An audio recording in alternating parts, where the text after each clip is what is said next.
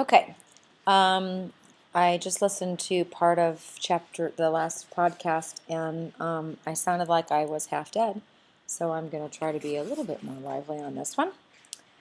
Chapter 4, if we were going to try and give a title to it, I think what it does is really begins to show the connection, or a stronger connection, between the religion and the farming. We see how closely related those are. We get a very good understanding of Okonkwo's rage with his disruption of the week of peace. We begin to understand his vision for his sons, both Nwoye and his adopted son Ikemefuna. And of course, the boys' growing attachment to each other. So let's just get into that, which starts on page 26. All right, so the chapter opens up with, it leads into Okonkwo's temper. And because he is motivated by his fear of weakness, he has no patience for other men who aren't as driven. And so the end of that first paragraph, we see how Okonkwo has insulted another man at a meeting because the man had no titles. And it says that Okonkwo knew how to kill a man's spirit. And again, he has no understanding or patience for anybody who doesn't share his determination. Okay. There's lots of proverbs. As I was going through the book, I ended up underlining all of them and then just putting a P out to the side. And when I started doing that, I couldn't believe how many there were per chapter. So there's one at the bottom of the first page of chapter 4, because when Okonkwo insults this man, the oldest man in the room corrects Okonkwo and says, "Those whose palm kernels were cracked for them by a benevolent spirit should not forget to be humble." So, in other words, those of us who have been blessed need to remember to be humble. And the narrator goes on to say on page 27 that in Okonkwo's defense, he hadn't just been blessed with a benevolent spirit, he had done all of the work nearly himself. And so it says, anyone who knew his grim struggle against poverty and misfortune could not say he had been lucky. That's page 27. Okay. Then it goes into a description of chi. And you'll see this throughout the book. And the closest thing I can think of to compare that to is our concept of a guardian angel. Because if you're, if you, in one weekend, let's say you, you get into a car accident, but you're okay. You fall, take a big fall, and you're okay. Or, little things like that. Someone might say to you, wow, your guardian angel is working overtime. And so this concept of chi is a person's personal God. It's really not the exact same thing as a guardian angel, but I think it's the closest thing that we can come to it. But it says on page 27 that there is an Igbo proverb that when a man says yes, his chi says yes also. So, in other words, when a man works hard, then the gods are in his favor, okay, or his personal God, is going to bring fortune upon him as well. So they both need to be in alignment, so to speak. And then we understand that Okonkwo has been chosen to be the messenger to Mbino, or was it Mbanta? I always get those two confused. I think it was Mbino, to deliver the ultimatum to avert battle, and that is when Ikemefuna comes to live with him. Okay, we get a sense of Ikemefuna's reaction to that in the bottom of page 27, and also a description of the way that Nwoye's mother is treating him. So he's not treated like the redheaded stepchild or whatever, or the Cinderella, but he's treated as one of her own children, and very compassionately. And Okonkwo doesn't treat him any differently than his other children, so that when he's refusing to eat, he stands there with a big stick threatening to beat him if he doesn't get his act together. And so it took several weeks for him to recover from the trauma of this, but then he seemed to have, overcome it.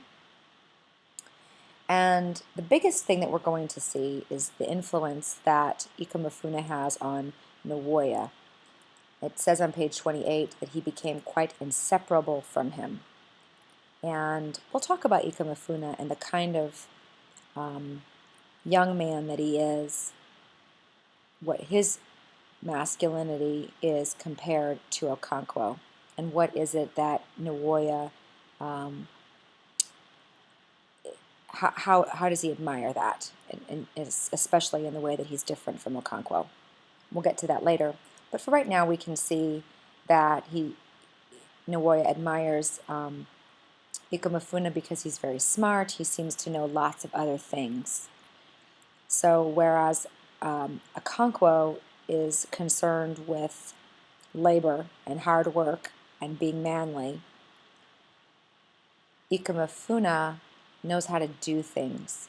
He has not been taught that it's weakness to create things like flutes out of bamboo stems, or that it's weakness to know the names of birds and how to set up traps and things like that. He's not afraid to be able to do those things and to demonstrate that he can. And Nwoye likes that. It goes on to say that Okonkwo becomes fond of Ikemefuna. Naturally, he doesn't ever express that outwardly, only inwardly. It says that Okonkwo never showed any emotion openly unless it be the emotion of anger. He believed that showing affection was a sign of weakness. The only thing worth demonstrating was strength. Okay? And Ikemefuna begins to call him father like his other children. Okay? All right, the rest of this chapter looks at what happens with the week of peace. So we understand that the week of peace takes place just before the harvest. And so it is a time when no one is allowed to say a harsh word to anyone. It's supposed to be, as it says, a week of peace. And Okonkwo becomes infuriated that one of his wives was away from home. She left to go to see a friend and have her hair braided.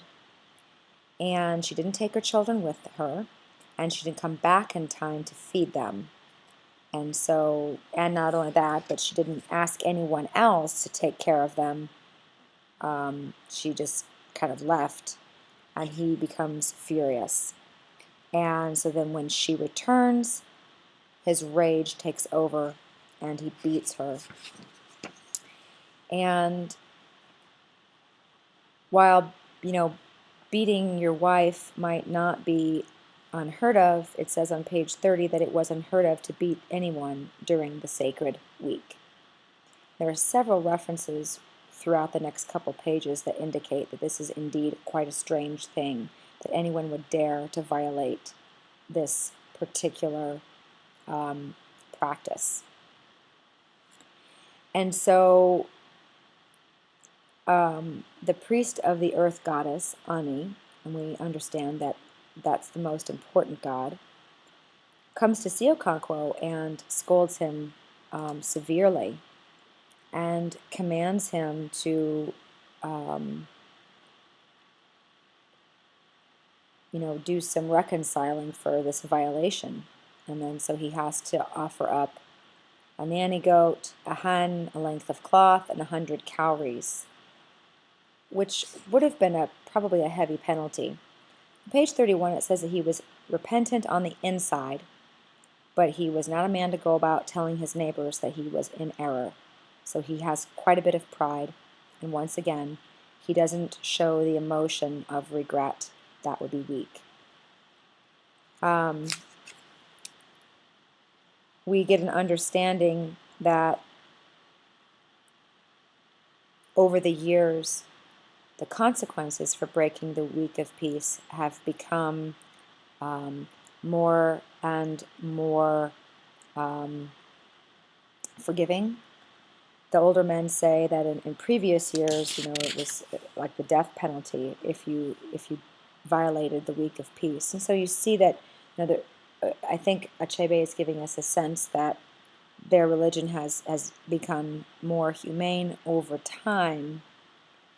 In ways, if we look back historically, the way that Christianity has been practiced, the way heretics were burned at the stake, we don't do that anymore. And then we get on page 32, I think our first introduction to the idea that reason must accompany religion. If you look at